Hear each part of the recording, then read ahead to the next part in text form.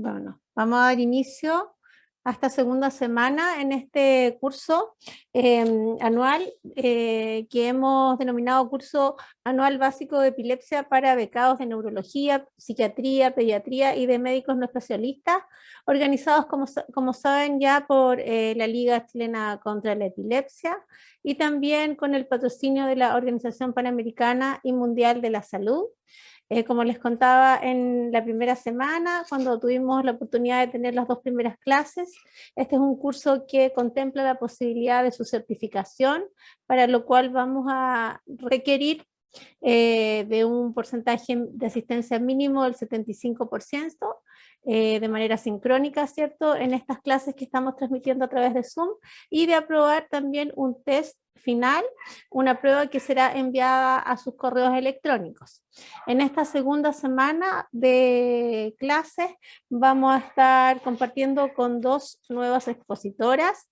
Vamos a estar con nuestra enfermera Catherine Moreno y también con la doctora Macarena Bertrán, y posteriormente vamos a dar paso a el momento de la discusión de la mesa redonda, que va a ser moderada por uno de los directores del curso, el doctor Tomás Mesa. Así que vamos a iniciar entonces con la primera clase del día de hoy, que se denomina Rol de la Enfermería en Epilepsia, y nuestra expositora en esta oportunidad es Catherine Moreno, enfermera.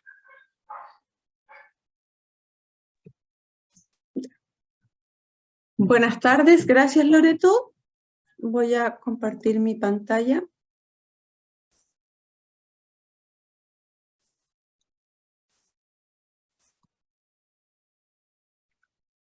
Ya. Bueno, buenas tardes a todos los que están conectados. Vamos a hablar del rol de la enfermería en las epilepsias. Primero, contextualizando lo que ya vimos la semana pasada, la epilepsia es la enfermedad neurológica crónica no transmisible más frecuente en el mundo y de mayor impacto, ¿ya? Hay más de 50 millones de personas en el mundo que tienen epilepsia, por lo tanto es muy probable que durante el ejercicio de nuestra profesión, sea cual sea durante nuestra vida, nos encontremos a alguien con esta enfermedad. Es una patología frecuente, tratable en su mayoría, pero que afecta severamente a la persona en términos de calidad de vida por su condición, por ser una enfermedad altamente estigmatizante. ¿Por qué la epilepsia es diferente a otras enfermedades crónicas que podemos encontrar dentro de nuestro campo laboral? Porque el diagnóstico es clínico. Los exámenes solamente ayudan a clasificar el tipo de epilepsia. Por lo tanto, existe un subregistro importante. No es fácil para el médico hacer el diagnóstico. Hay una gran variabilidad en la manifestación clínica. Ya la convulsión no es la única crisis epiléptica, no es sinónimo de epilepsia. Hay muchos tipos, es difícil. El tratamiento es según el tipo de epilepsia, por lo tanto aquí no hay un tratamiento estándar, no hay una receta única, a diferencia de otras enfermedades crónicas. Y también existe una brecha importante a nivel mundial en esto. Se presenta a todas las edades, no hay distinción por sexo ni nivel socioeconómico. Afecta la calidad de vida del paciente y su familia. Entonces, si decimos que en Chile son aproximadamente 250.000 personas con epilepsia, hablamos nosotros de 1 millón de personas afectadas, pensando que una persona con epilepsia más su grupo familiar. ¿Por qué? Por este estigma que tiene. No da lo mismo para una persona que tiene epilepsia decir abiertamente que tiene epilepsia, a diferencia de otras enfermedades crónicas. Y esto se asocia a una mayor morbilidad y mortalidad. Por lo tanto, en este contexto, el año 2015, la Organización Mundial de la Salud sugiere a los países miembros revisar y evaluar las acciones relevantes en epilepsia. Y esto lo viene haciendo periódicamente.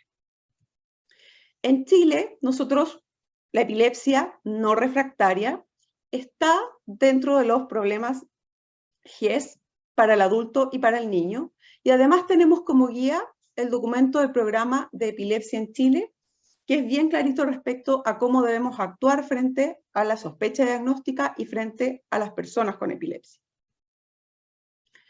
Sin embargo, numerosos estudios demuestran que el conocimiento que tienen los pacientes acerca de la epilepsia y las consecuencias de ello sobre su vida diaria es escaso. Nos falta todavía. Y es importante considerar que las preocupaciones acerca de las crisis son más discapacitantes para la salud emocional, el ajuste familiar y el éxito social de la persona con epilepsia que las propias crisis. Y esto es lo que da el estigma en la epilepsia.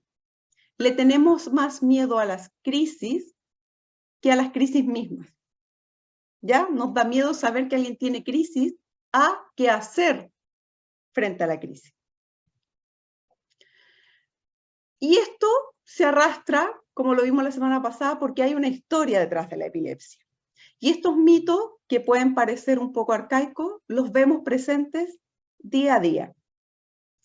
Se cree que la crisis convulsiva es sinónimo de epilepsia. Por lo tanto, si yo digo que tengo epilepsia, tengo convulsiones y eso me da mucho susto y cierro las puertas. Las crisis tienen una naturaleza impredecible. No sabemos cuándo va a tener crisis la persona. Pero eso no quiere decir que la epilepsia sea una enfermedad intratable. La mayoría de las personas con su tratamiento no tienen crisis. Se cree que la epilepsia tiene una relación directa con enfermedades neuropsiquiátricas y que las personas tienen compromiso cognitivo. Por lo tanto, yo no puedo decir que tengo epilepsia en mi trabajo porque inmediatamente se va a cuestionar mi capacidad para realizar ese trabajo.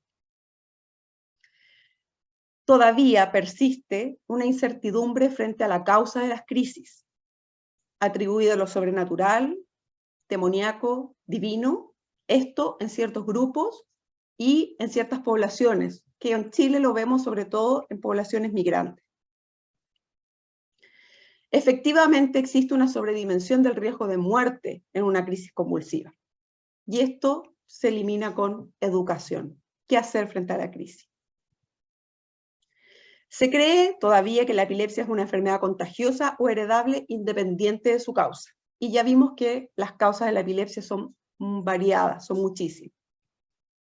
Y hay muchas dificultades en el manejo de la sexualidad y salud reproductiva que afecta sobre todo a las mujeres, que van a tener hijos con malformaciones, por lo tanto no pueden embarazarse, que no pueden dar lactancia materna, etc.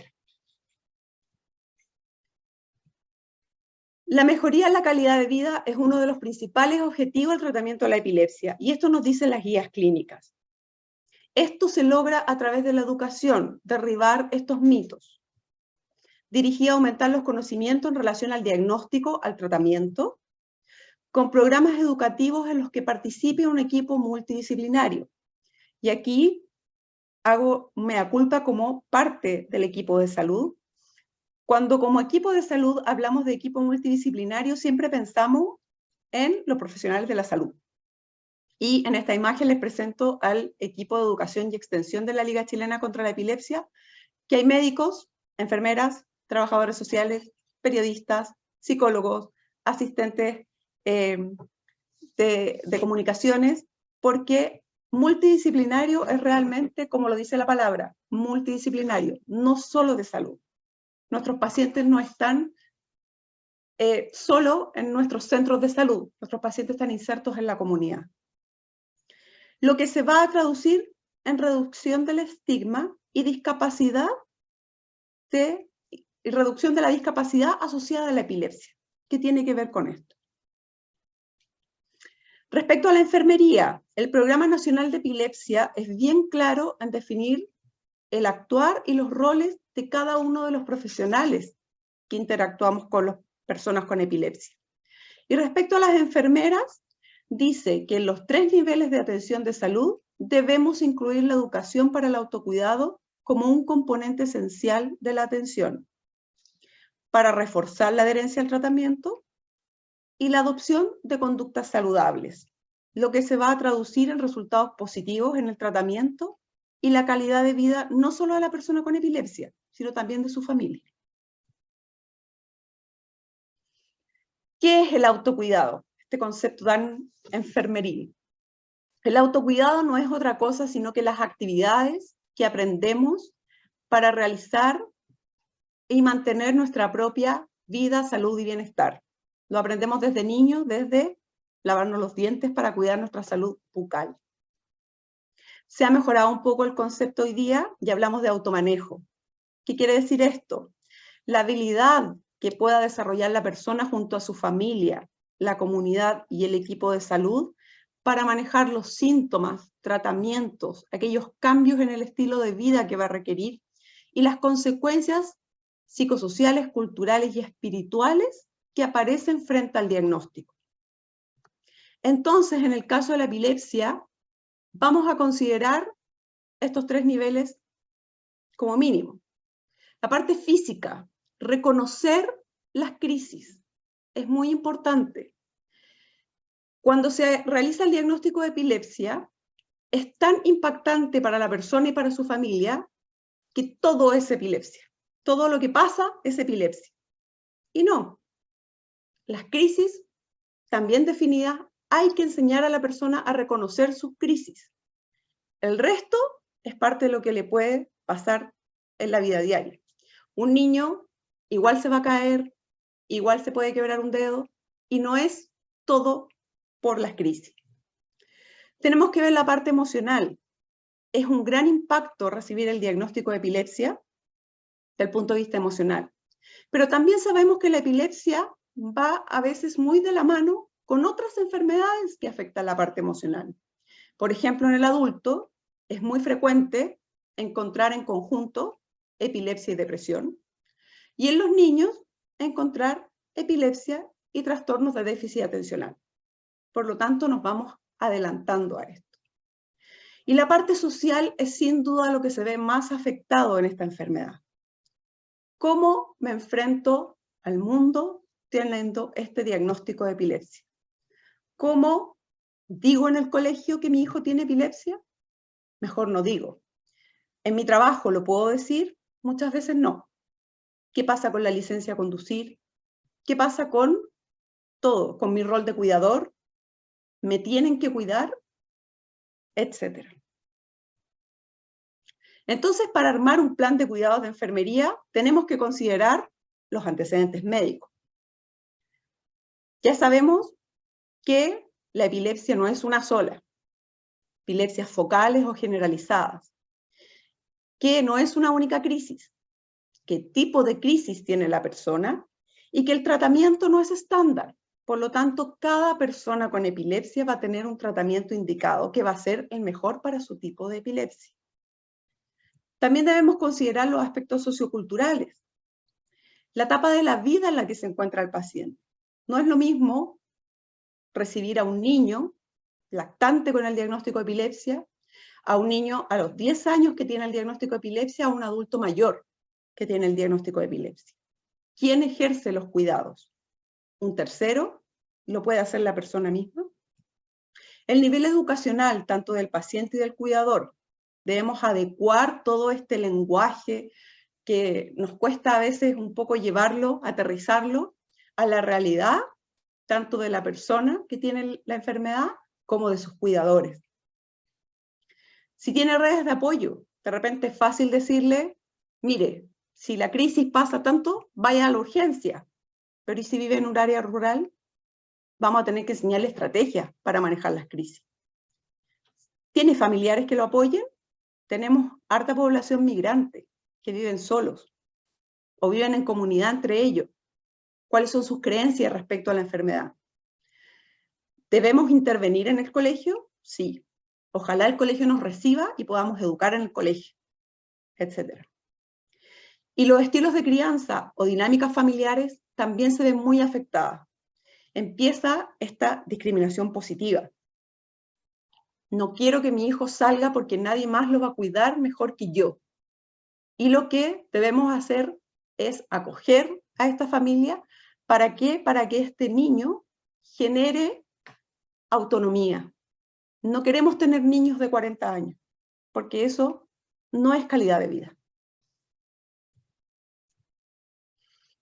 Otra estrategia que nosotros usamos es el registro de las crisis. ¿Y qué nos permite esto? Primero, reconocer qué es crisis y qué no es. Y tener el tipo de crisis de la persona y la frecuencia de las crisis. ¿Cómo hacemos esto?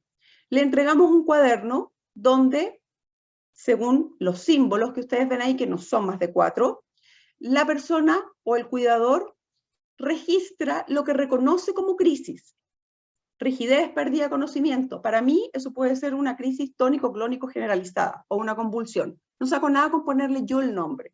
La persona me tiene que poner ahí lo que ellos reconocen como crisis. Mirada fija, saboreo. Y en la otra página va los días del mes, dividida la jornada en mañana, tarde y noche. La mañana es desde que se levanta hasta la hora de almuerzo, la tarde después de almuerzo hasta que se acuesta, y la noche mientras duerme. Y así va registrando por símbolos lo que ellos registraron como crisis. Y con esto es una forma bastante objetiva y muy beneficiosa para el médico para ver realmente si son crisis epilépticas lo que está refiriendo a la persona y establecer la frecuencia real, a que si yo le pido un texto libre con cada detalle. También las guías clínicas nos dicen cómo podemos mejorar la adhesión al tratamiento, educando al paciente, a la familia, a sus cuidadores, a todo el entorno familiar, disminuyendo el estigma asociado. El tratamiento de la epilepsia es un tratamiento prolongado, independiente de su pronóstico. En el mejor de los casos va a estar en tratamiento por un par de años, ¿ya? A veces es para toda la vida. Y no hay un fármaco mejor que otro.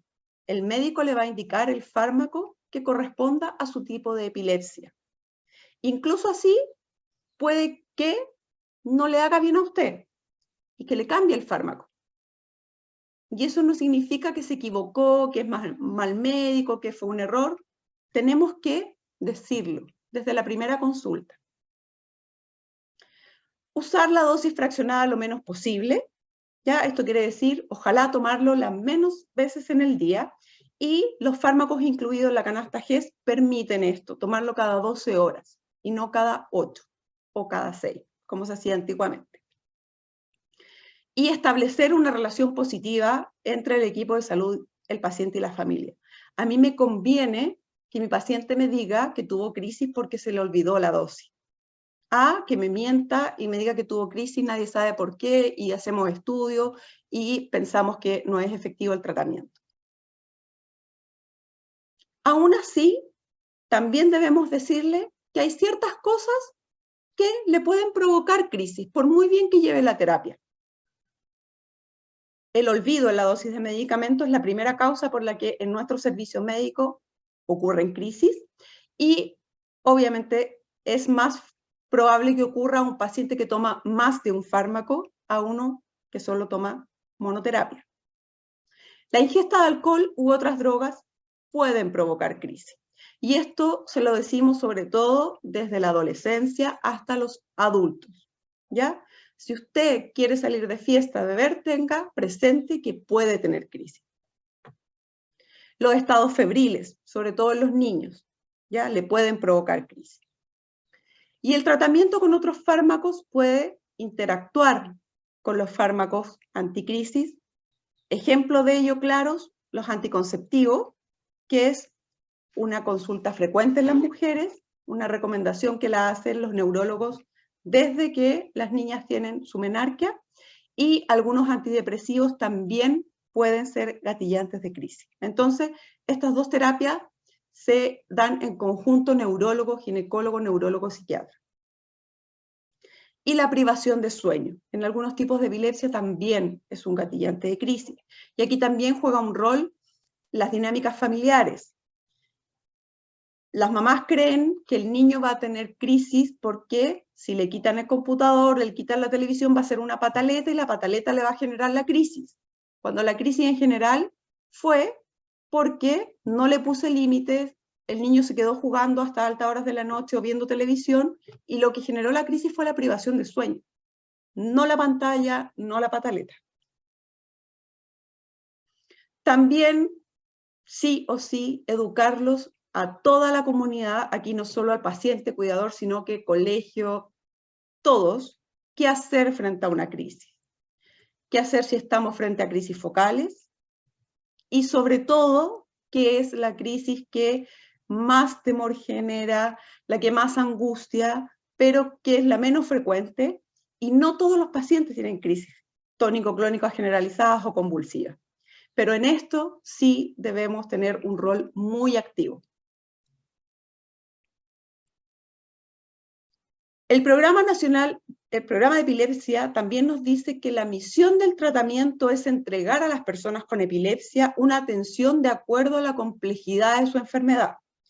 Como ya vimos, no todas las epilepsias son iguales, ¿ya? El 70% de los pacientes controlan muy bien su enfermedad, un 30% no. Por lo tanto, la atención debe ser de acuerdo a su realidad. Y como esta frase es media cliché en la liga, pero el tratamiento está hecho a la medida del paciente. No todos los tratamientos son iguales para un paciente con un mismo diagnóstico o con un mismo tipo de epilepsia. A través de una red asistencial en salud con profesionales capacitados. Y por eso agradecerles a quienes están conectados hoy en la tarde. Con procesos financiados, recursos técnicos adecuados y con un enfoque biopsicosocial.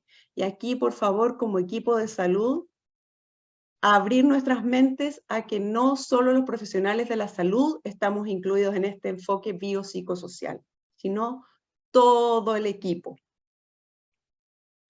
Y específicamente a la función de enfermería, participar en la planificación, elaboración e implementación de los planes de educación al paciente, familia y grupos organizados de la comunidad. ¿Y qué debe contener esta educación? Primero, conocimiento respecto a la patología. ¿Por qué se produce la epilepsia? Que hay distintos tipos de crisis y las opciones terapéuticas. Aquí, y esto bien harto énfasis, que aquí no hay una receta estándar. El fármaco que le van a indicar va a ser el mejor para usted. No se compare con el paciente de al lado. El manejo de la crisis.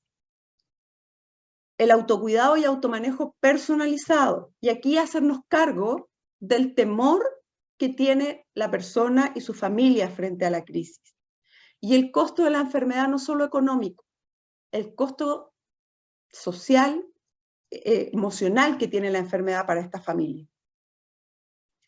Y el manejo psicosocial, el impacto del diagnóstico en la familia, en la comunidad. Y aquí salir de nuestro lugar de atención e ir, ojalá, a la escuela, al trabajo, a la comunidad. ¿Cuándo debemos educar? Desde que se realiza el diagnóstico. ¿Cómo? Diversas metodologías, lo que nos resulte, entrevistas, clases positivas, seminarios como el que estamos haciendo hoy día, role-playing, videos, plataformas interactivas. En la liga lo hemos usado todos. ¿Y desde qué perspectiva? Biopsicosocial, como vimos anteriormente. Y aquí tener siempre presente, que también nos cuesta un poco como equipo de salud, de que la idea no es que la persona quede fascinada con lo que yo sé de epilepsia, que yo soy un experto en el tema, sino que reciba el mensaje, que me entienda lo que le quiero transmitir, que baje su angustia, no que quede más traumatizado con la información. Y si tengo que bajar a un lenguaje mínimo, hacerlo. Si tengo que explicar con peritas manzanitas, hacerlo. Porque lo importante es que el mensaje sea bien recibido. La Liga Chilena contra la Epilepsia lleva más de 20 años en esto. El próximo año vamos a cumplir 70 años como institución y vamos a seguir en este camino. Hemos educado a niños desde prekinder hasta grandes grupos y ahora a través de esta modalidad de seminarios web. Y esto lo tabulamos cuando lo hacíamos todo presencial hasta el 2019 y los grupos que mayormente se capacitaban con nosotros en esa época eran comunidad profesionales de la educación, pacientes y familiares, y profesionales de la salud. Esto es para mostrarles un estudio que hicimos de los impactos que generan la educación en epilepsia, y los programas de educación son efectivos para mejorar el conocimiento que tiene la comunidad en la enfermedad, lo que contribuye a concientizar y disminuir el estigma, que se condice también con los estudios internacionales. Pero respecto a la satisfacción, cuando medíamos la satisfacción respecto a las intervenciones educativas, la gente se mostraban satisfecha con la capacitación realizada, pero el ítem en el que nos iba más mal, en el fondo que nos puntuaba menos, era respecto a la autoeficacia. ¿Cuánto me siento capaz yo de enfrentarme a una crisis? De aplicar los contenidos en epilepsia. Y en eso tenemos una brecha importante, todavía que cumplir. Modelo de atención integral. No solo las personas que trabajamos en los equipos de salud, psicólogos, neuropsicólogos, trabajadores sociales, enfermeras. Aquí debemos sumar la comunidad. Y les quiero contar que, como Liga, este año, buscando ya otras formas de hacerlo, lanzamos este kit digital para equipos docentes, porque nuestro mayor foco de solicitudes de educación vienen de los colegios, jardines infantiles, y preparamos un material que está en nuestra página web, que es un landing, en que encuentran videos cortitos, recomendaciones de expertos, material educativo, descargables, de qué es la epilepsia, cómo afecta desde el punto de vista educativo, cómo interactuar, cómo poder enfrentar y cómo generar protocolos dentro de los colegios en caso de que tengan a un niño con el diagnóstico de epilepsia y ya no se cierren las puertas, baje el temor, vamos derribando mitos y disminuimos el estigma. Y para equipos de salud también sabemos que hay una brecha en este tema. Así que, aparte de este seminario web, les voy a presentar otro material que lanzamos para la Semana de la Epilepsia en septiembre, especialmente para nosotros, los equipos de salud.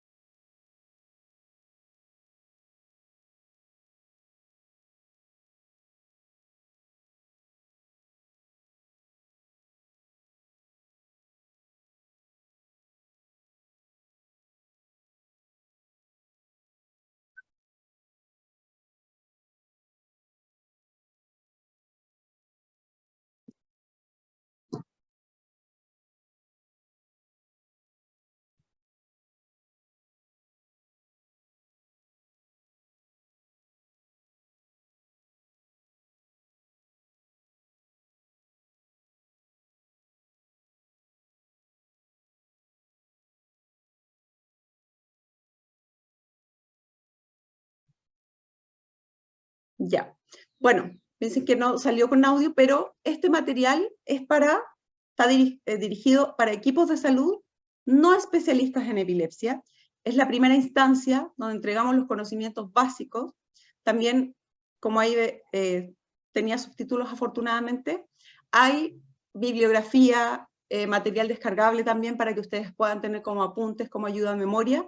Es el primer paso para poder educarnos, para poder no estar tan a ciegas. Hay muchos estudios que dicen que el estigma en epilepsia parte de la familia y del equipo de salud. ¿Por qué? Porque como equipo de salud nos da mucho miedo a las crisis también. ¿Ya? Frente a un paro cardiorrespiratorio tenemos clarito qué hacer. A, B, C, D, nos manejamos súper bien. Frente a una crisis convulsiva, que es la que le ha dado un poco la mala fama a la epilepsia, la verdad es que nos aterramos. Somos los primeros en aterrarnos. Y si nosotros nos da terror, imagínense que le transmitimos a esa familia. Así que gracias por estar acá y con eso yo termino mi presentación. Y la verdad es que nosotros hacemos harta intervención en comunidad y nos vamos felices cuando participa la mayor cantidad de personas, no solo equipo de salud, sino comunidad entera. Así que muchas gracias. Muchas gracias, Catherine. Hay algunas personas que han estado interactuando en el chat donde les pedí que por favor dejen su nombre y sus apellidos para hacer el registro de la asistencia. Contarles a todos los que me han preguntado por las clases de la semana pasada que ya están disponibles en nuestro canal de YouTube, en el canal de YouTube de la Liga Chilena contra la Epilepsia, para quienes deseen visualizar, revisar o estudiar. Así que están ya disponibles. Les dejé también por ahí el link a través del cual se pueden conectar a estas clases, ¿ya? Y vamos a ir a continuación entonces con nuestra siguiente expositora, pero antes les quiero recordar que en el panel de preguntas del cual dispone Zoom acá en el menú, pueden también ir haciendo ustedes sus preguntas para que sean respondidas posteriormente. Entonces me corresponde ahora presentar a nuestra próxima expositora, la doctora Macarena Bertrán, que es neuróloga infantil, nos acompaña desde allá, desde Valdivia, y ya va a estar dándonos la clase sobre epilepsias de la niñez. Doctora, bienvenida. Muchas gracias. Voy a compartir. ¿Ahí se ve la presentación? Sí. Ahí ya se ve, ¿no es cierto? ahí ya está listo, sí. Perfecto, gracias. Bueno, gracias por la invitación, primero que nada. Siempre es un agrado poder colaborar en estos temas y sobre todo feliz también por la alta asistencia que hay. Es bueno saber que hay becados de todas las especialidades, pero que también hay médicos generales. Tal como decía Catherine, es una forma también de felicitarlos a todos por estar interesados en aprender más sobre las epilepsias. Recordar que las epilepsias en la edad pediátrica, que es lo que voy a hablar yo a continuación, en Chile la sola sospecha de epilepsia está incluida en el GES.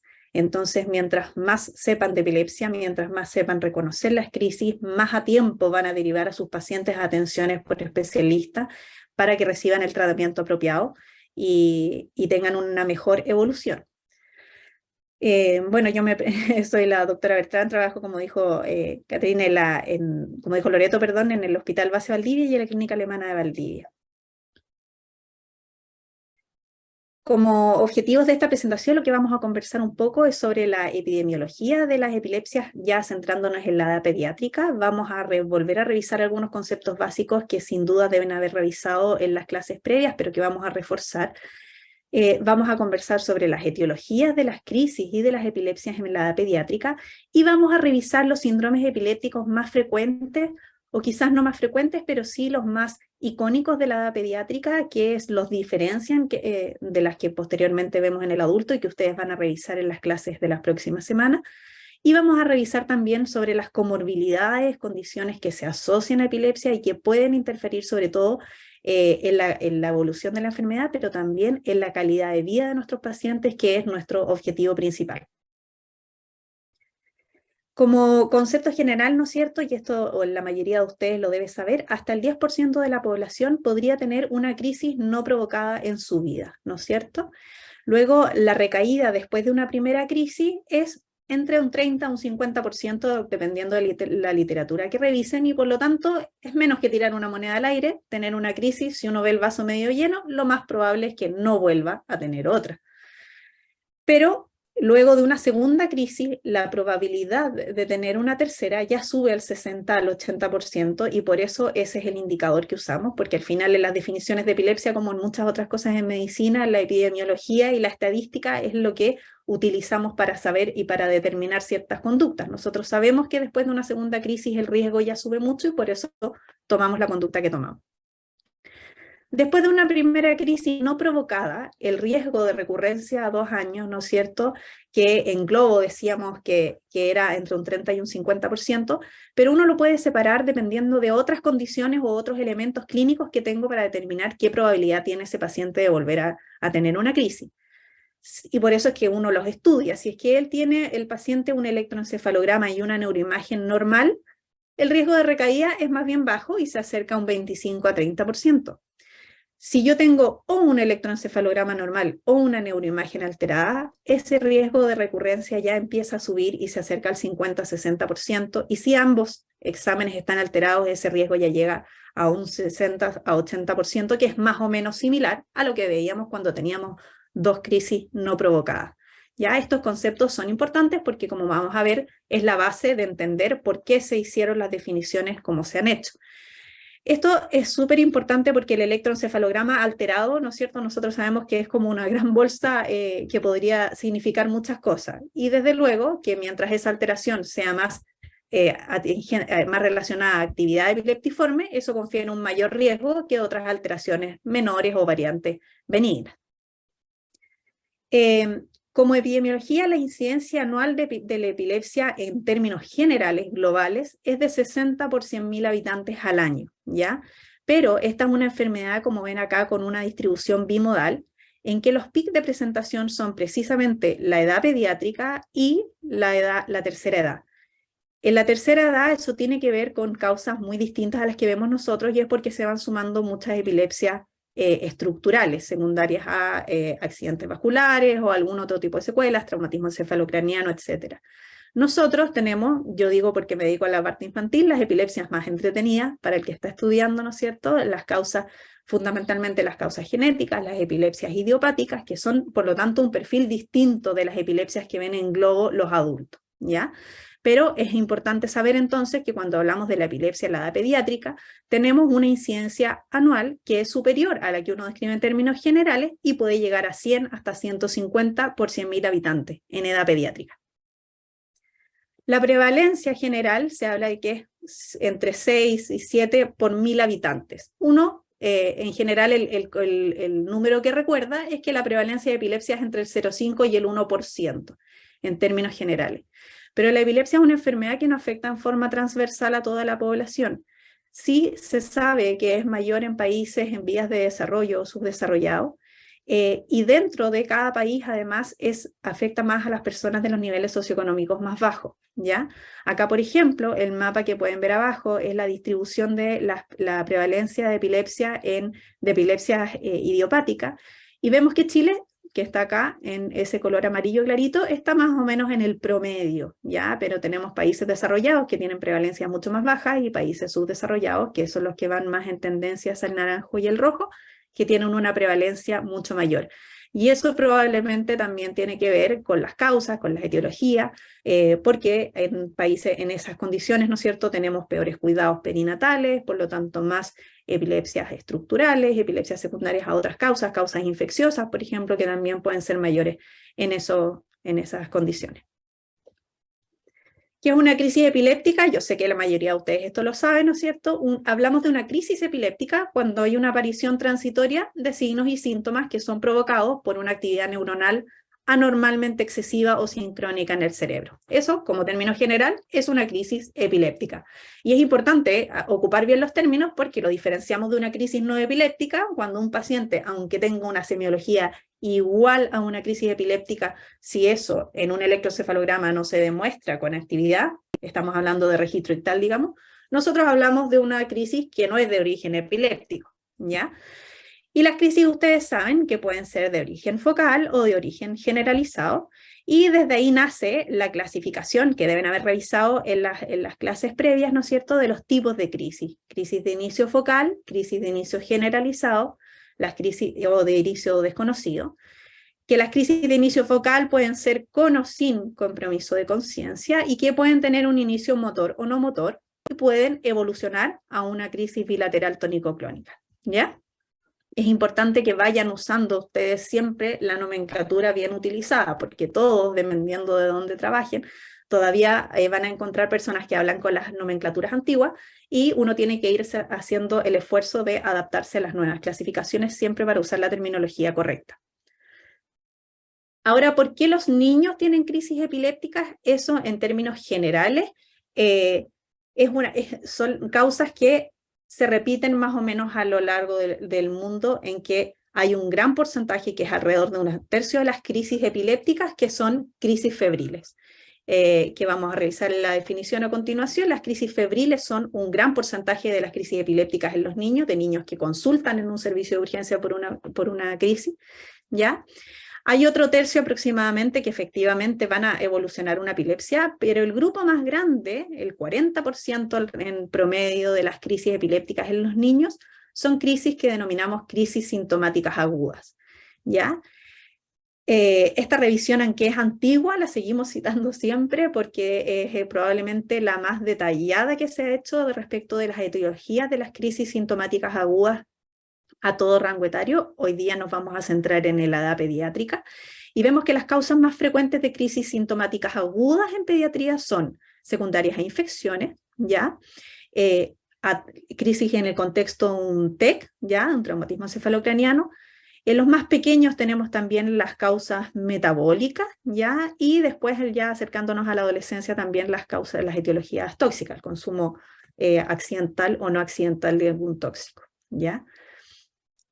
Por lo tanto, crisis epiléptica no es sinónimo de epilepsia, eso lo tenemos que tener súper claro, porque hablamos de epilepsia cuando tenemos un trastorno cerebral que se caracteriza por una predisposición continuada a la aparición de crisis epiléptica y por todas las consecuencias neurobiológicas, cognitivas, psicológicas y sociales que eso conlleva. A diferencia de la crisis sintomática aguda, que es una crisis epiléptica, pero que ocurre en estrecha relación temporal a un insulto agudo al sistema nervioso central.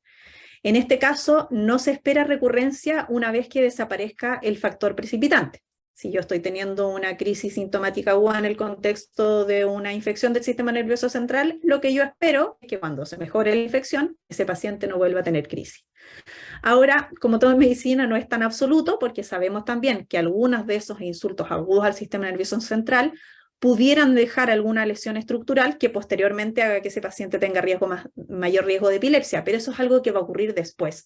En el momento en que uno está viendo al paciente, ese paciente tiene una crisis sintomática aguda.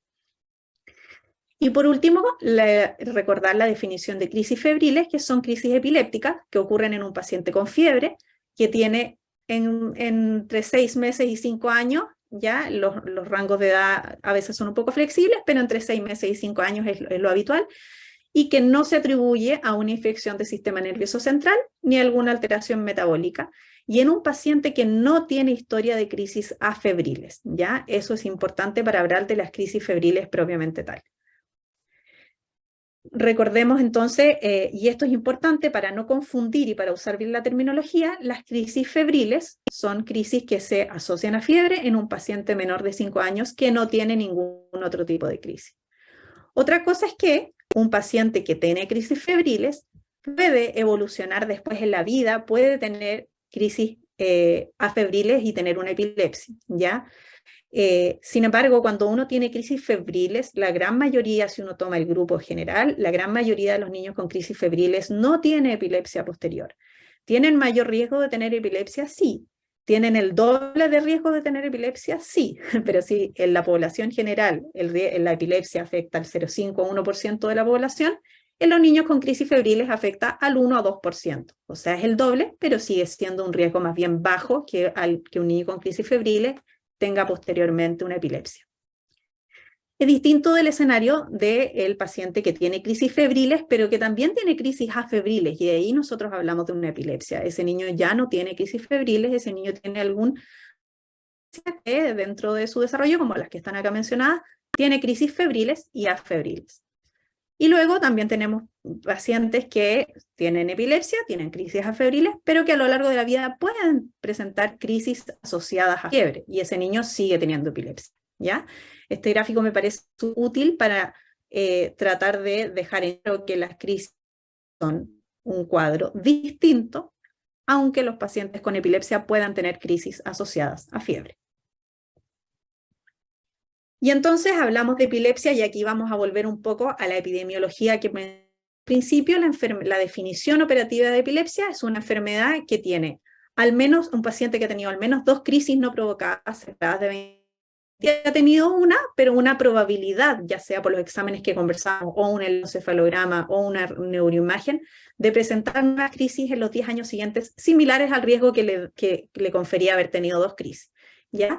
Y obviamente que ahí aplica mucho el criterio clínico, dependiendo de los elementos que yo voy a encontrar en la neuroimagen o en el electroencefalograma para definir efectivamente el riesgo de esa epilepsia y decidir embarcarme en un tratamiento. Y luego el diagnóstico de un síndrome epiléptico, que son los que vamos a revisar.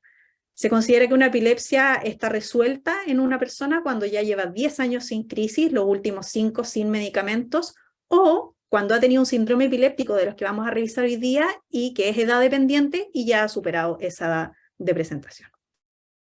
Entonces esta es la clasificación, ¿no es cierto?, de las epilepsias. Nosotros tenemos los tipos de crisis que hemos revisado y luego los tipos, de acuerdo a eso vamos a decir qué tipo de epilepsia tiene el paciente y vamos a tratar en la medida de lo posible de llegar al diagnóstico de un síndrome epiléptico.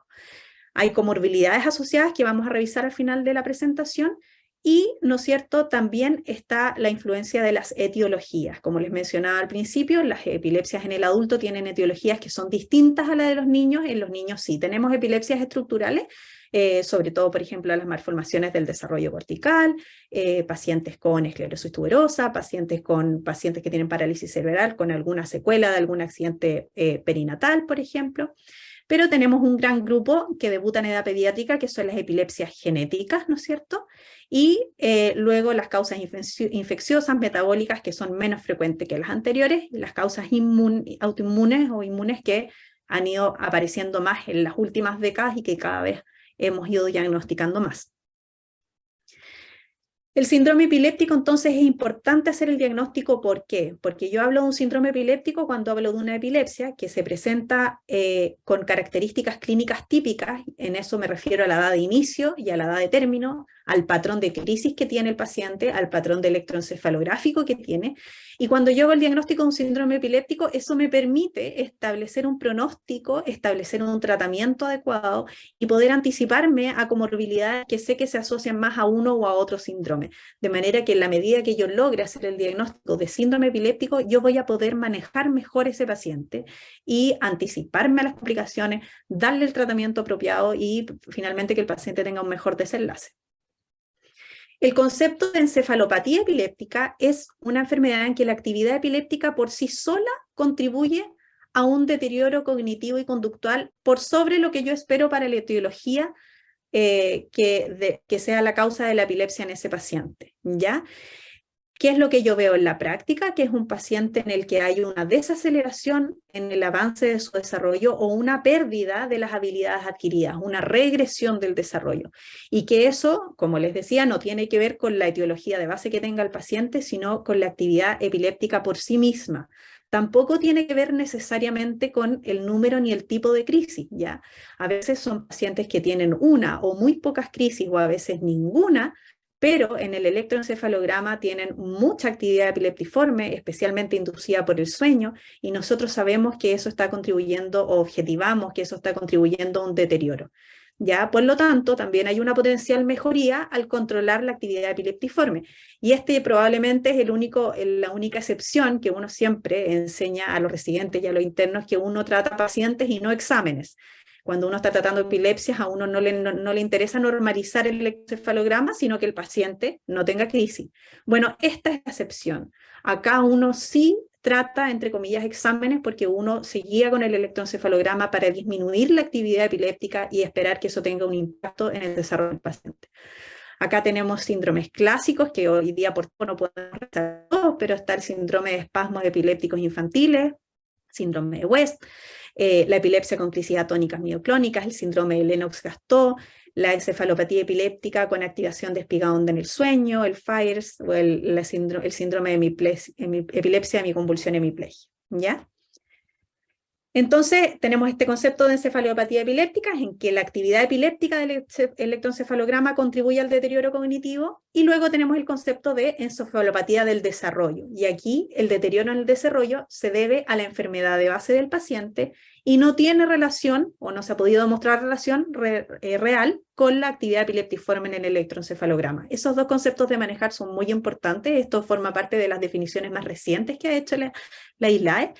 Y luego tenemos el concepto entonces de encefalopatía epiléptica y del desarrollo, que es cuando sabemos que ambos factores están desempeñando una función en el deterioro del paciente, ya sea la enfermedad de base que tiene como la actividad epiléptica. Y lo habitual es que no podamos diferenciar muy bien ambos factores que tanto están contribuyendo al deterioro del paciente.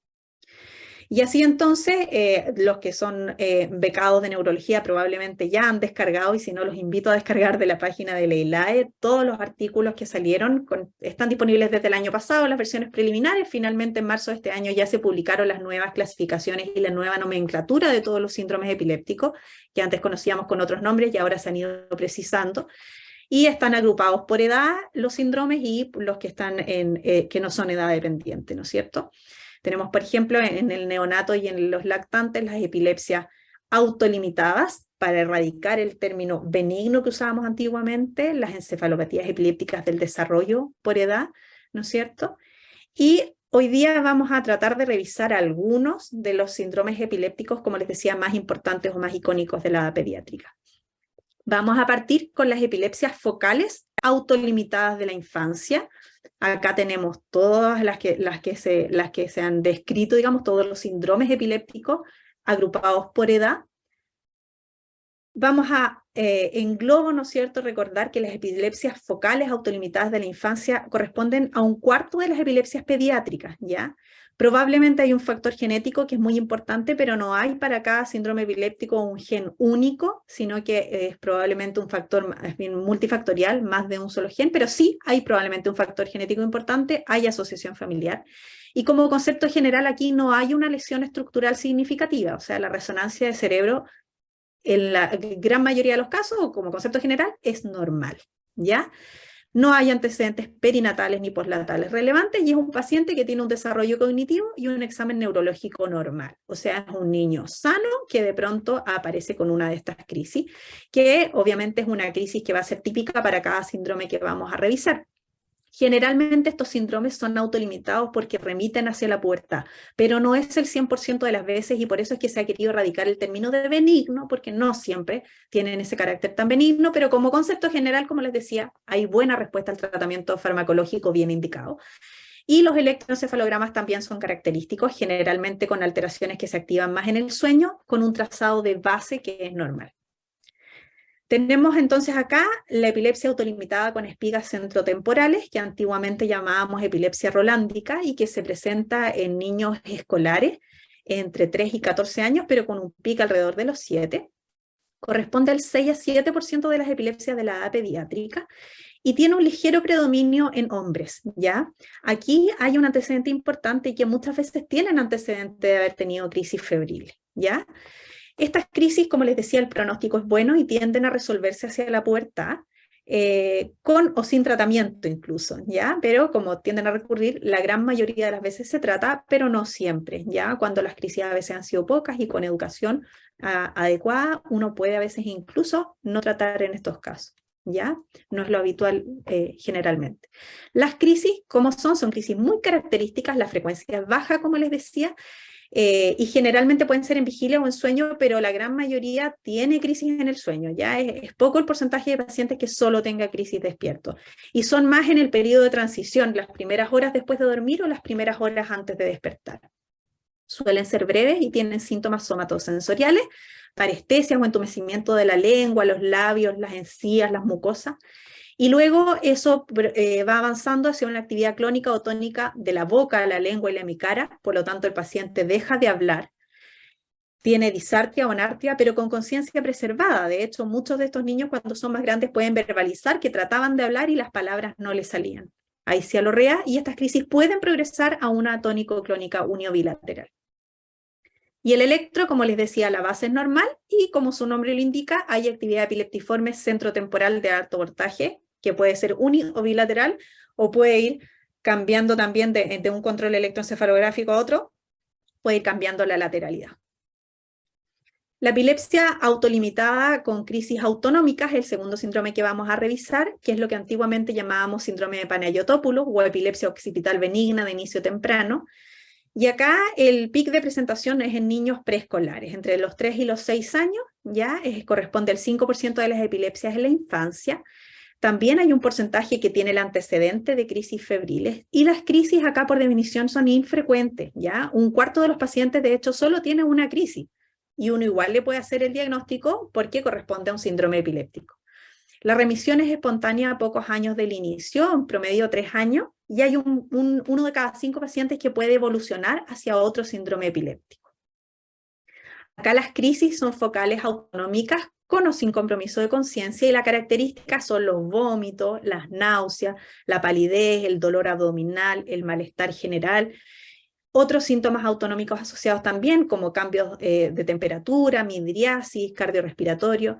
Y esto es importante conocerlo porque si uno no conoce que existe esta epilepsia, y me refiero sobre todo si es que hay hoy día conectados médicos generales o médicos que se desempeñen en servicios de urgencia, si uno está apurado entre muchos niños que vienen a consultar por dolor de guata y uno no conoce que existen estos tipos de epilepsia, uno probablemente va a pasar sin diagnosticarlo o sin sospecharlo.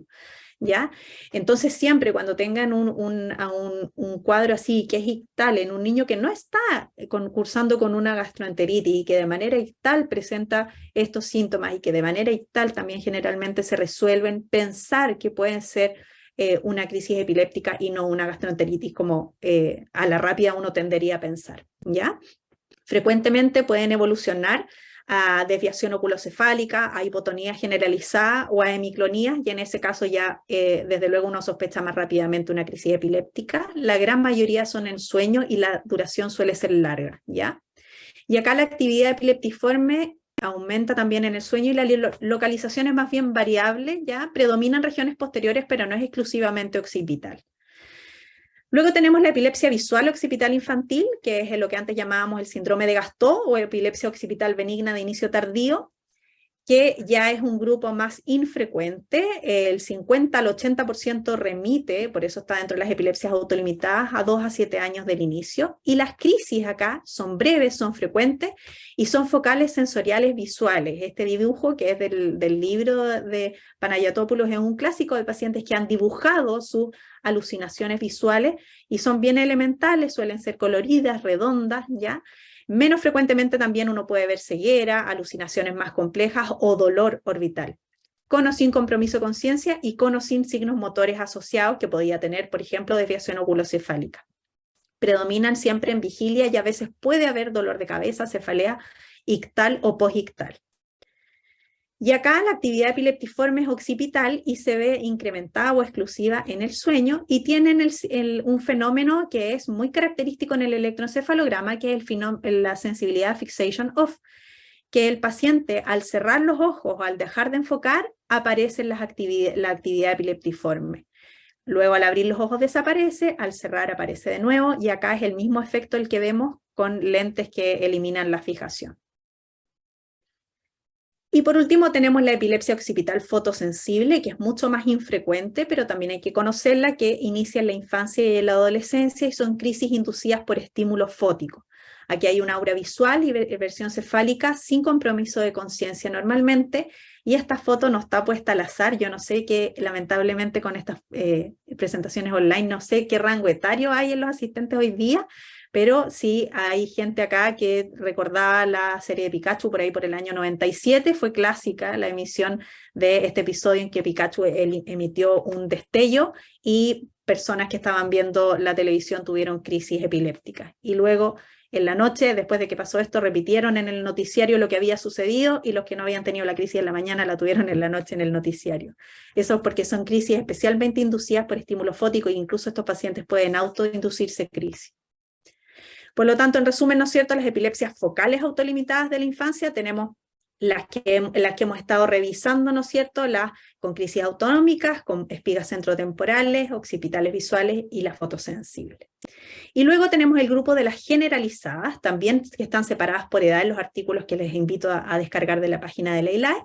Y la característica principal es la epilepsia ausencia, ¿no es cierto?, en niños, que corresponde alrededor del 20% de las epilepsias en la edad escolar, más frecuente en mujeres, y son niños que en general tienen un desarrollo y un examen normal, y que tienen buena respuesta al tratamiento farmacológico apropiado, que normalmente sabemos ácido valproico, lamotrigina o tosuximida, dependiendo del caso. Las crisis, las que las deben haber revisado en las clases previas: mirada fija, desconexión del medio con pérdida de la expresión facial, interrupción total de la actividad.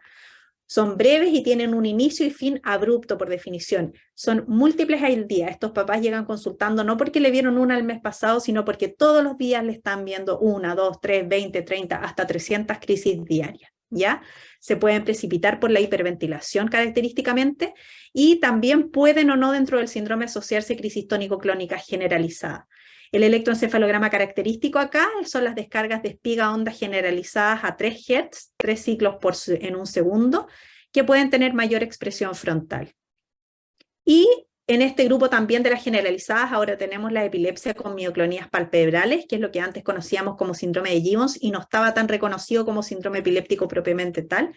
Es más frecuente en mujeres y son personas cognitivamente sanas en un principio, y acá la característica son las mioclonías palpebrales frecuentes. Pueden asociarse a una desviación ocular hacia arriba o incluso una extensión cefálica asociada, con o sin ausencia, y las crisis son muy breves. También están gatilladas por el cierre ocular o por el estímulo fótico, y acá es interesante que las crisis generalizadas se controlan con fármacos, pero las mioclonías palpebrales pueden persistir incluso hacia la adultez, y después pueden incluso no asociarse a cambios en el electroencefalograma, y por lo tanto ya pasarían a ser más a un trastorno del movimiento que una epilepsia propiamente tal en la evolución hacia el futuro.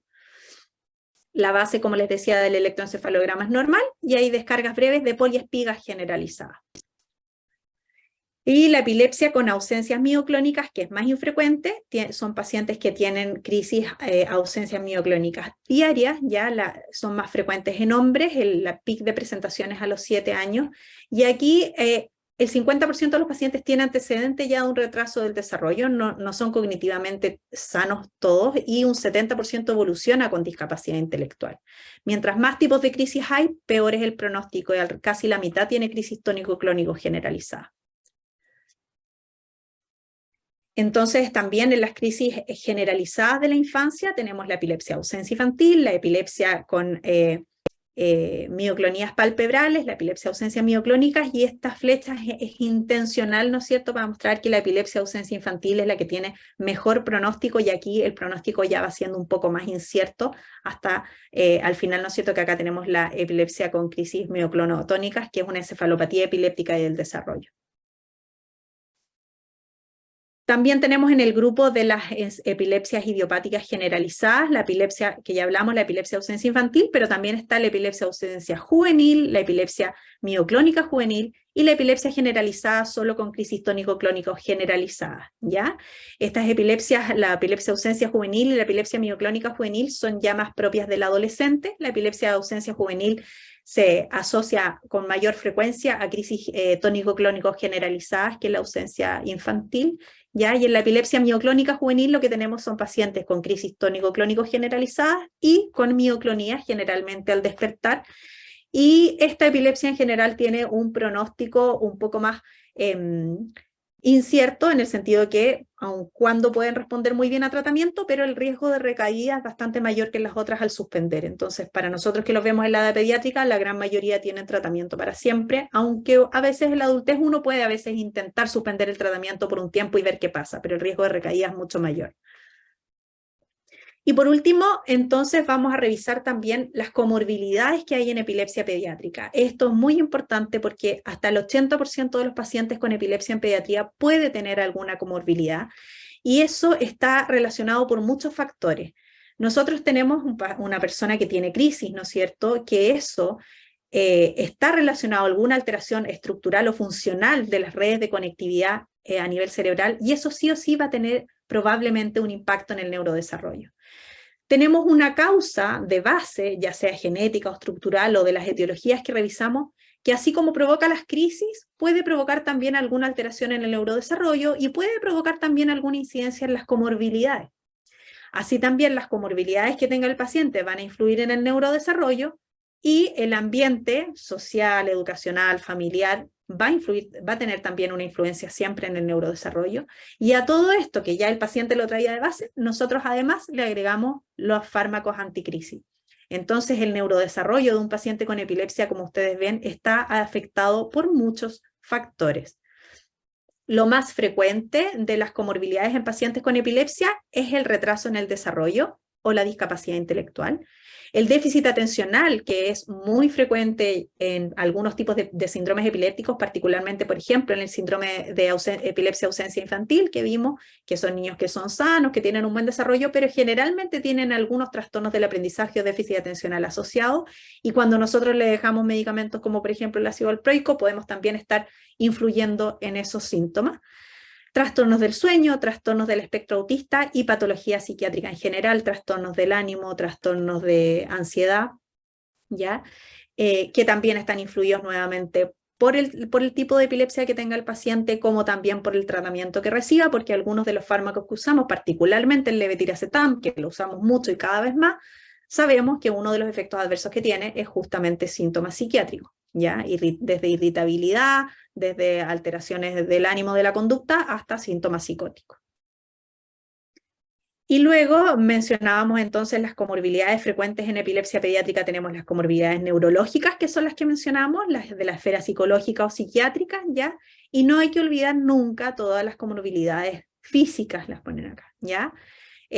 Se sabe que esto sobre todo está muy influenciado por la epilepsia y también por los medicamentos que estemos usando para esa epilepsia, y nosotros eso no debemos nunca perderlo de vista cuando decidimos tratar a un paciente, ¿ya? Ninguno de los medicamentos que usamos es inocuo, ninguno, todos tienen efectos adversos. Acá podemos tener entonces pérdida de la densidad mineral ósea, ya osteopenia, osteoporosis, alteraciones inmunológicas, hipotiroidismo, síndrome ovario poliquístico, alteraciones en el peso, ganancia o pérdida de peso, dislipidemia o deficiencia de carnitina. Y este cuadro acá es muy útil para que tengamos en mente siempre qué medicamentos pueden empeorar estas comorbilidades, ¿ya?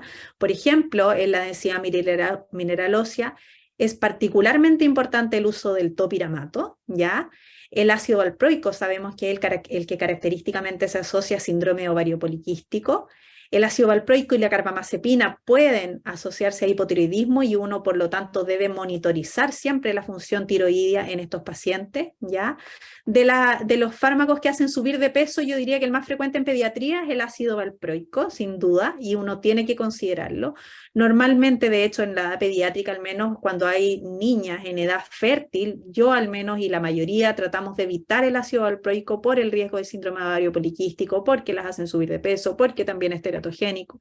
Así que uno tiene que tener en mente todos estos conceptos para decidir, tal como decía Katherine en la presentación anterior, que cada paciente tiene un tratamiento a la medida, ¿ya? Y por lo tanto, como mensajes finales, ya quisiera transmitirles que las epilepsias en pediatría primero son una patología frecuente, corresponden al 1% de las consultas en un servicio de urgencia pediátrico, ¿ya? El pronóstico está estrechamente relacionado a la etiología y al tipo de epilepsia que tenga el paciente, y por lo tanto, identificar el síndrome epiléptico nos va a permitir guiar el tratamiento y establecer el pronóstico. Y para identificar el síndrome epiléptico es clave conocerlos, porque si no, nunca vamos a poder hacer el diagnóstico.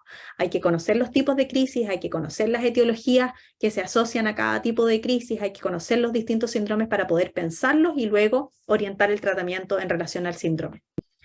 La semiología detallada y el apoyo de electroencefalograma son claves para poder hacer el diagnóstico, como estábamos mencionando. En esto tienen mucha utilidad, sobre todo para quienes están trabajando como médicos generales, tienen mucha utilidad los videos caseros. Hoy en día la gran mayoría de los pacientes que atendemos tienen celulares con cámara y uno les puede pedir que graben lo que está haciendo el paciente, que graben, y luego cuando uno lo revisa, uno a veces con el puro video sabe que no es una crisis epiléptica lo que está viendo, o otras veces uno ve cosas que los papás habían pasado por alto, ¿ya? Y por último, el mensaje final también, que las comorbilidades en epilepsia son muy frecuentes y que deben ser pesquisadas y tratadas para mejorar la calidad de vida, porque no sacamos nada con tener un paciente libre de crisis si ese paciente lo está pasando mal, si es que está con un trastorno del ánimo asociado, si es que ese paciente le está yendo mal en el colegio. Hay que tratar a los pacientes en su completo para tratar de mejorar la calidad de vida y para disminuir también el estigma sobre la epilepsia, que era lo que estábamos conversando en la presentación anterior. Muchas gracias por su tiempo y los dejo ahí con una foto de Valdivia para tentar a todos los que están haciendo la especialidad de venirse a trabajar acá. Es una hermosa región, yo soy valdiviana de corazón, así que bienvenidos todos los que quieran venirse a trabajar a la ciudad.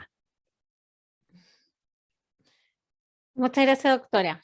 Sí, muy lindo Valdivia. Ya, entonces le estaba comentando por el chat que estamos ya listos para comenzar la mesa redonda, así que pueden escribir sus preguntas ahí en el panel que está dispuesto para este objetivo acá en el menú de Zoom. Y para moderar este espacio voy a presentar al doctor Tomás Mesa Latorre, neuropediatra, director de la Liga Clínica contra la Epilepsia, como les contaba en un principio, director también de este curso y además presidente del capítulo latinoamericano del IBE y quien va a estar a cargo de moderar las preguntas que aparezcan en este espacio. Muchas gracias, doctor. Yo me quedo en silencio.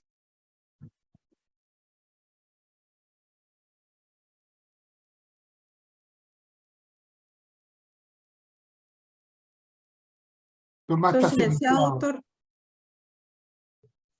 Muchas gracias por la presentación, Loreto. Buenas tardes a todos y quisiera en primer lugar felicitar a los expositores, a Catherine Moreno, que lo hizo espectacular, y a la doctora Macarena Beltrán, no cabe duda que también muy conciso y muy bien todo lo que es la epilepsia, que encierra demasiados tópicos. En primer lugar, quisiera, para ir a lo puntual, hay alguna pregunta que nos ha llegado, y a Catherine hay una pregunta que se refiere a los cuidados que uno debiera tener en los pacientes con síndrome de Dravet, del punto de vista de enfermería. Y a la doctora Macarena Beltrán, explicar sobre el síndrome de Dravet, acerca de los tipos de crisis y también de la experiencia en el tratamiento en este síndrome. Bueno, el síndrome de Dravet es uno de los síndromes epilépticos poco frecuentes, pero que sí requieren un mayor cuidado frente como equipo de salud, ¿ya? Después la doctora va a explicar un poco, o no sé si la doctora explica primero para poder ver los cuidados, porque yo creo que primero, sí. bueno, que Macarena explique Sí. las crisis y tú después la parte de enfermería. Sí. Claro, porque el síndrome de Dravet, ¿no es cierto?, son pacientes pacientes previamente sanos, ¿no es cierto?, que luego pueden tener crisis febriles o crisis a veces gatilladas por estímulos térmicos muy altos, no necesariamente fiebre, pero característicamente hacen crisis asociadas a fiebre, que son crisis focales o son crisis de larga duración. Ya con frecuencia hacen estatus febriles, por ejemplo, y son pacientes que en un inicio se ven bien, que tienen ese tipo de crisis, pero que luego van evolucionando con un retraso en el desarrollo, ¿ya? Y por lo tanto, uno obviamente en un inicio también, en la etapa en la que son sanos, antes de que aparezcan las crisis, pueden tener electroencefalogramas normales, y luego posteriormente van apareciendo las alteraciones tanto del trazado de base como las alteraciones epileptiformes, porque esta es está dentro de las encefalopatías epilépticas, ¿ya?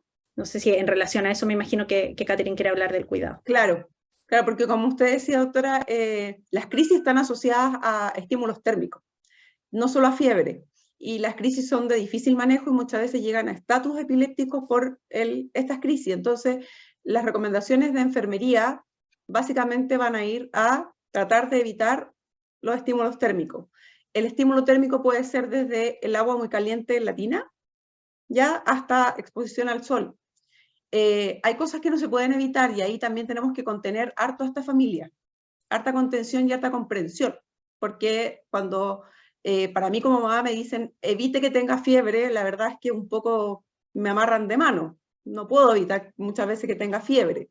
Entonces, pero sí, ciertos estímulos térmicos que sí voy a tener que tener cuidado, y sobre todo, y aquí un rol súper importante que hacemos en conjunto con el médico, es que a estos pacientes generalmente se les indican medicamentos de rescate o SOS, ¿ya? Y aquí lo que mayormente se usa es el midazolam bucal. Y aquí tenemos que hacer una atención de enfermería súper específica respecto a la educación frente al uso de este fármaco. Es para la crisis que se prolonga más de lo habitual, una crisis de difícil manejo en el caso de estos pacientes. El midazolam viene en presentación de ampolla clínica, se le enseña a las mamás que hay que sacar el fármaco con jeringa, la dosis indicada por el médico, y la indicación médica generalmente es así: si la crisis se prolonga por más de tantos minutos, administre 2 ml bucal. Entonces saca los 2 ml con la jeringa, pero la administración bucal hay que sacarle la aguja a la jeringa y se pone acá en la mejilla, mientras tiene la crisis el niño en la mejilla, ¿ya? Esto es súper importante porque muchas veces hemos tenido pacientes que han llegado a estatus, por ejemplo, porque la mamá no se atreve a pincharlo, o mamás que han pinchado la encía. Entonces eso es solamente falta de educación. Pero ahí, particularmente en este caso, en este síndrome epiléptico, es eso y harta contención a la familia, porque es bien duro para ellos este diagnóstico. Muchas gracias, Catherine. Y solamente agregar que en ocasiones también lo ponemos en vía nasal, también lo hemos puesto el midazolam, ¿ya? Así que está en esa alternativa. Quizás, Macarena, la pregunta también era sobre tu experiencia en el tratamiento, el punto de vista de algún fármaco en síndrome de Dravet.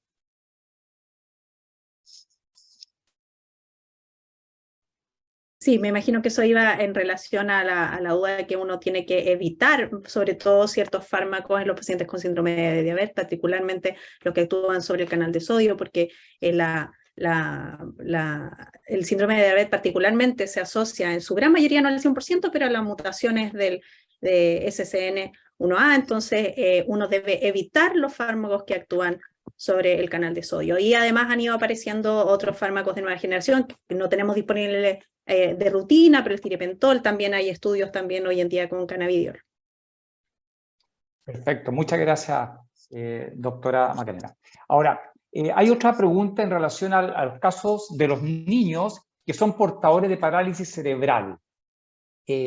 Entonces, tiene una resonancia alterada, pero nunca han hecho crisis clínica y todos los electroencefalogramas han sido normales. Entonces, la pregunta es si requieren una vigilancia activa con electroencefalograma a cada ciertos periodos, por cuánto tiempo, y en alguna edad con que esto se agrava o no. Entonces, yo quería preguntarle a ambas qué opinan de esta pregunta.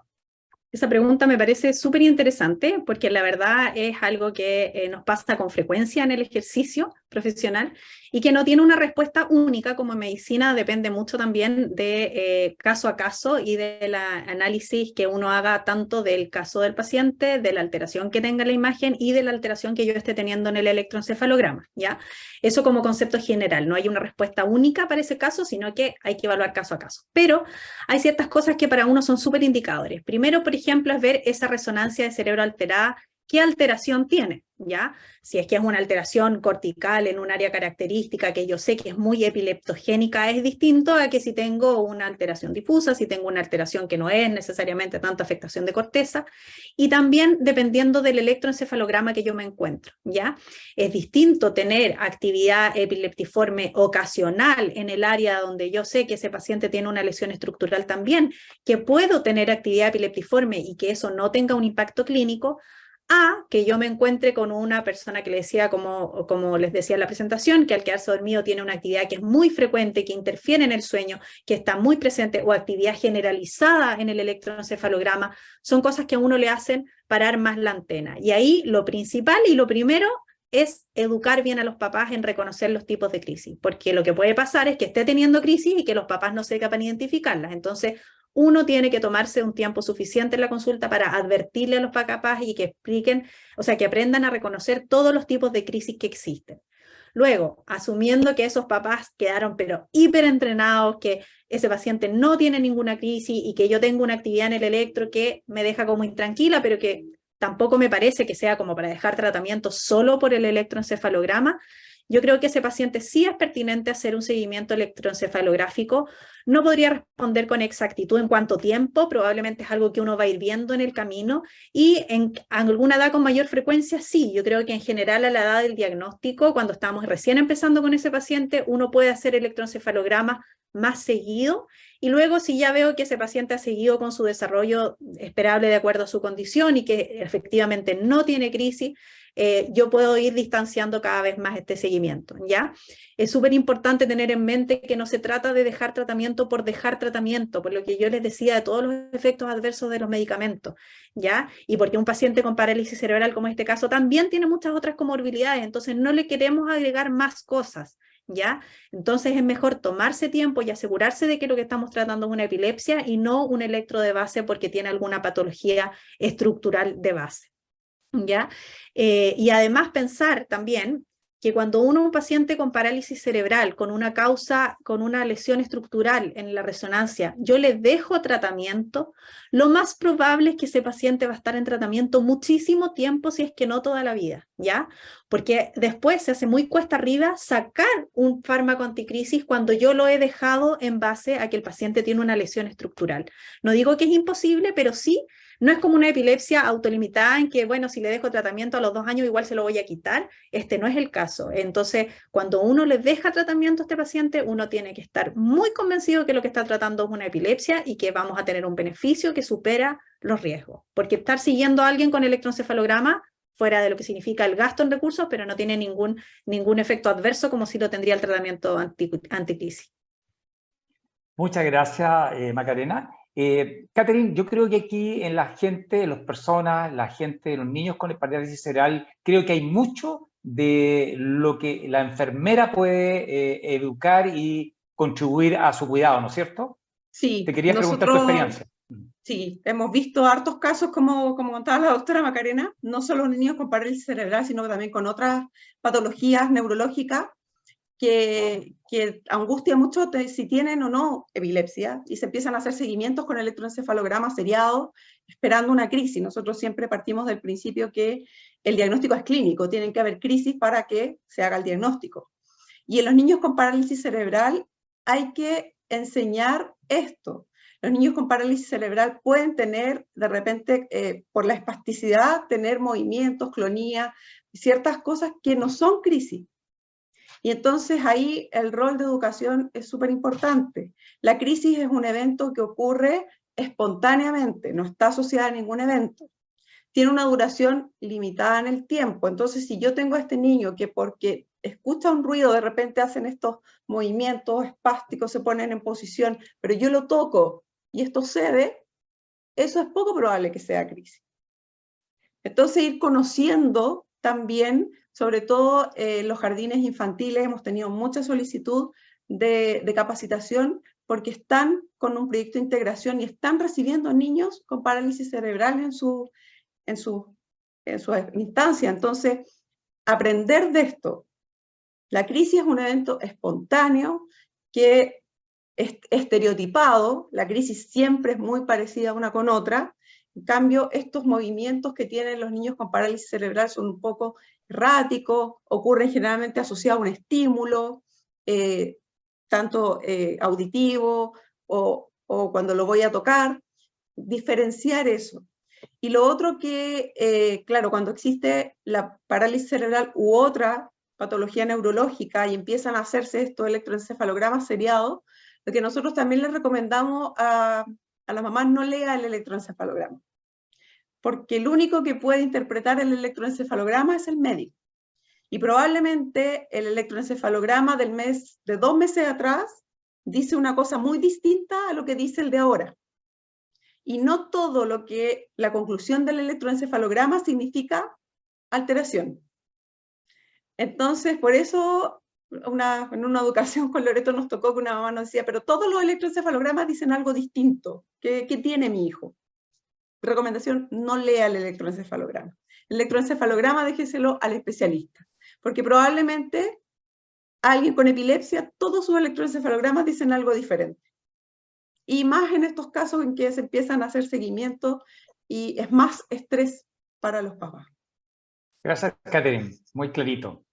Hay una pregunta Doctor, muy interesante. Sí, adelante, Macarena. sí, es que veo que la persona volvió a escribir abajo que en general cuál Sí. era la periodicidad del control que sugería. No Sí. sé, para cerrar el mismo tema.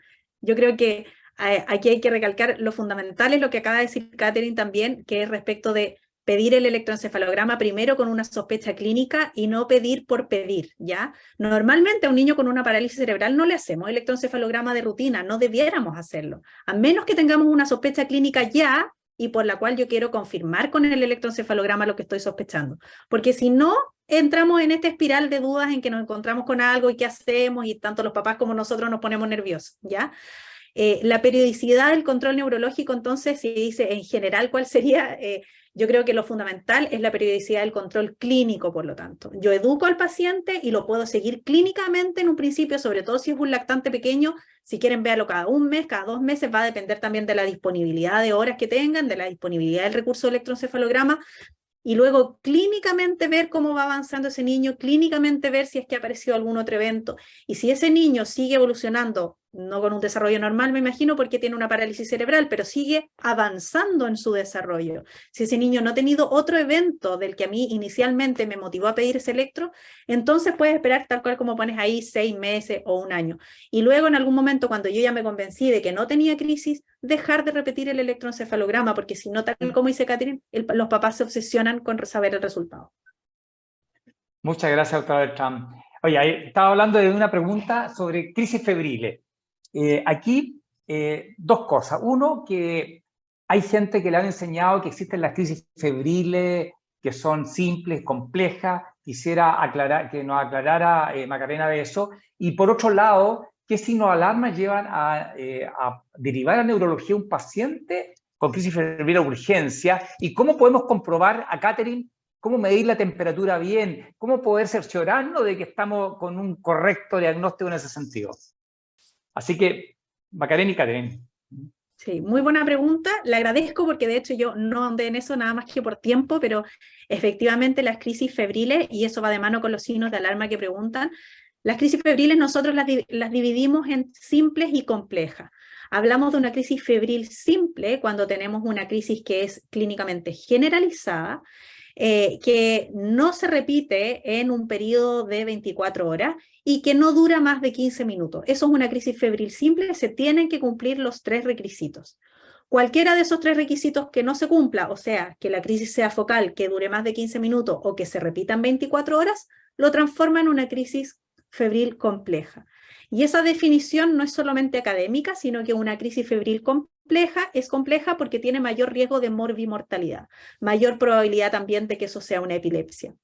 Entonces, a la pregunta, ¿cuándo decidir derivar a neurología? Las crisis que se derivan a neurología son las crisis febriles complejas y se derivan para estudio. Las crisis febriles simples no requieren de evaluación neurológica. En un niño sano, por definición, con un desarrollo normal, que solo ha tenido crisis febriles simples, requieren que uno eduque a esos papás. La educación es fundamental, ¿ya? Y eso me imagino que va a hablar Catherine, pero la educación en los pacientes con crisis febriles es lo más importante, tranquilizar a los padres, porque solamente en casos muy excepcionales nosotros dejamos tratamiento anticrisis. Como concepto general, las crisis febriles no se tratan. Y las crisis febriles complejas, entonces, se derivan a neurología para estudio, y luego, si todo el estudio es normal, el seguimiento también se puede hacer en atención primaria, porque es un paciente que no va a recibir tratamiento anticrisis. Catherine, muchas gracias, Macarena.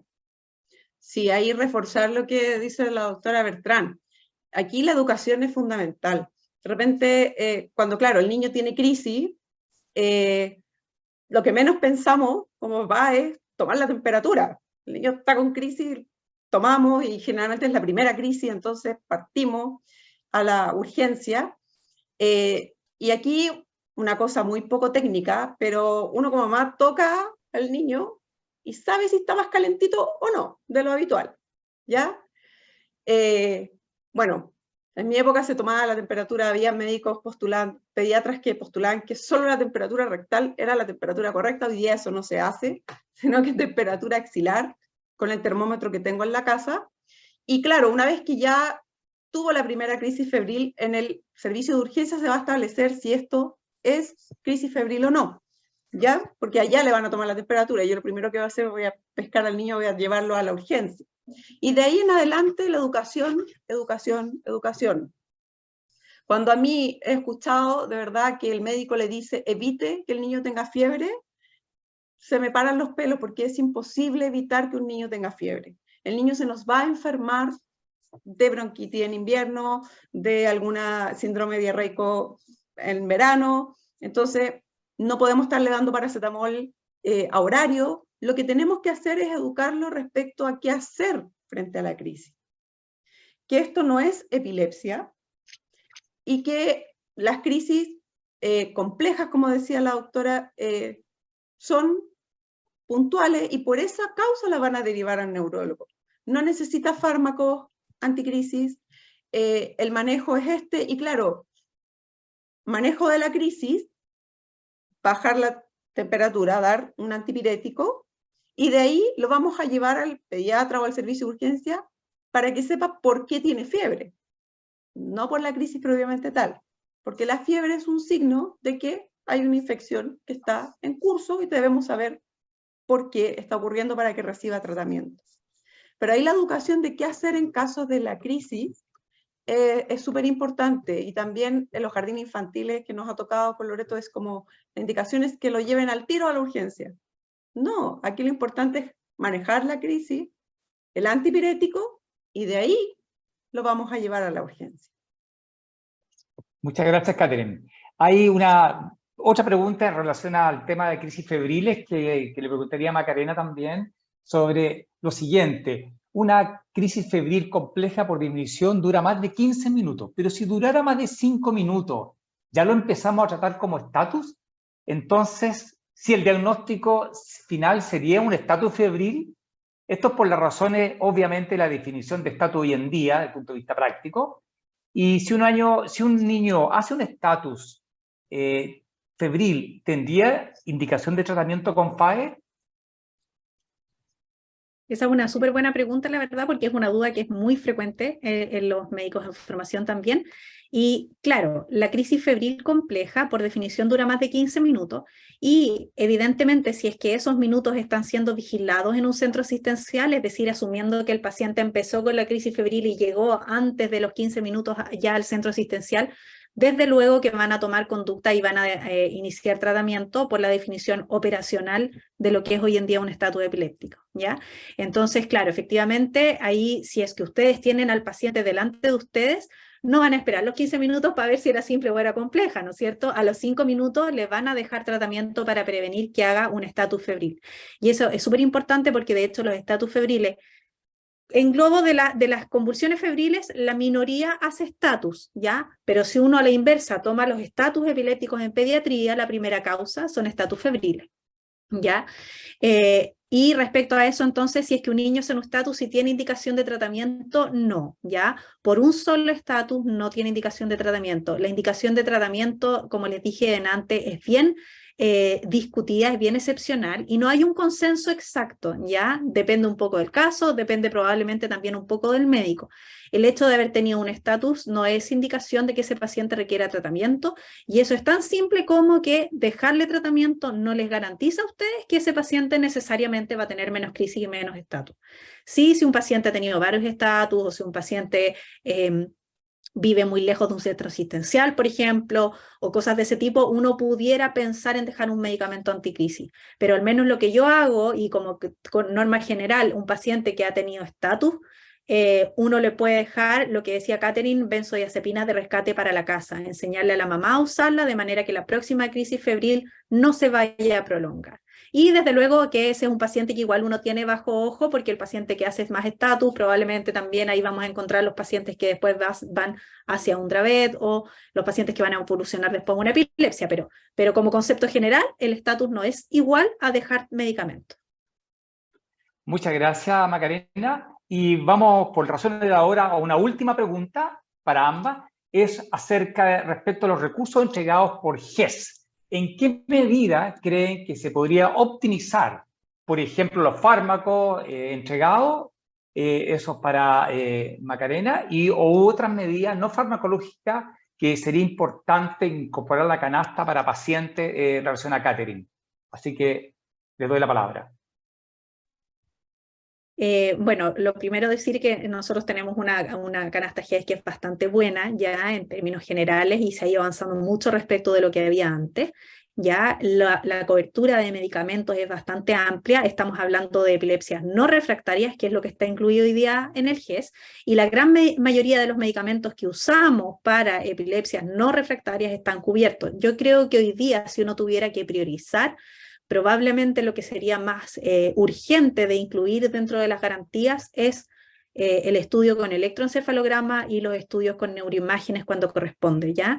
Porque dependiendo del lugar donde uno se desempeña a lo largo del país, ustedes van a ver que hay lugares donde la disponibilidad de electroencefalografía no es la misma que hay en otros hospitales y la disponibilidad de resonancia también es muy, muy variable. Yo, por ejemplo, trabajo en un hospital regional y la disponibilidad de resonancias magnéticas que tenemos nosotros en forma ambulatoria es una lista de espera que supera los 2 años, ¿ya? Entonces, probablemente si a mí me preguntan, yo más que incluir fármacos, trataría de incluir garantías de exámenes asociados, tanto del electroencefalograma para garantizar un mínimo de lugares donde no lo hay y de resonancia creo que es una dificultad mayor que hay a nivel país. Si mal no recuerdo, doctor, usted me puede corregir, pero cuando partió el GES de epilepsia incluía dentro de las garantías el electroencefalograma y eso después se eliminó, desconozco el motivo. Así es. Oye, no, muchas gracias, sobre todo por la visión, tú que estás trabajando en región, es bien importante tener esa visión de ustedes y de estos requerimientos. Así que gracias, muchas gracias Macarena. Catherine, ¿alguna opinión en relación a esto? Bueno, yo concuerdo con la doctora que yo creo que la gran brecha que tenemos hoy día es el tema de las epilepsias refractarias. La canasta GES para epilepsia no refractaria, tanto en adulto como en el niño, cubre bastante y los fármacos son bastante buenos. Ya de repente el desconocimiento que nosotros también educamos a nuestros pacientes es que, claro, cuando indican el fármaco de liberación prolongada, el que permite la toma cada 12 horas y no está, porque la entrega de fármacos se hace en el consultorio, en el CESFAM, y no está disponible, lo que puede hacer el paciente es reclamarlo, ¿ya? Y por ley lo tienen que incorporar, ¿ya? Y eso muchas veces pasa por desconocimiento de los derechos que tienen como pacientes frente a la garantía GES. Entonces, algunos pacientes incurren en gastos por desconocimiento, ¿ya? Pero ahí lo podemos educar, nos pueden contactar también como liga, también los vamos a orientar, aunque no sean pacientes nuestros. Departamento Social nos va a recibir con las puertas abiertas, todos los vamos a recibir con las puertas abiertas. Y respecto a las epilepsias refractarias, a pesar de que no tenemos una política GES propiamente tal, sí tenemos ciertos programas desde el Ministerio de Salud que cubren ciertas cosas. Tenemos un programa para dieta cetogénica, ¿ya? Que claro, es difícil de implementar la dieta cetogénica, tiene un costo importante para ciertas epilepsias refractarias de difícil manejo, pero existe, ¿ya? Yo sé que a nivel país también tenemos muchas brechas, ¿ya? No es la misma realidad que vivimos en Santiago, que vive la doctora en Valdivia, que también es una ciudad relativamente grande, a la que vive la gente en Osorno, o en Punta Arenas, probablemente.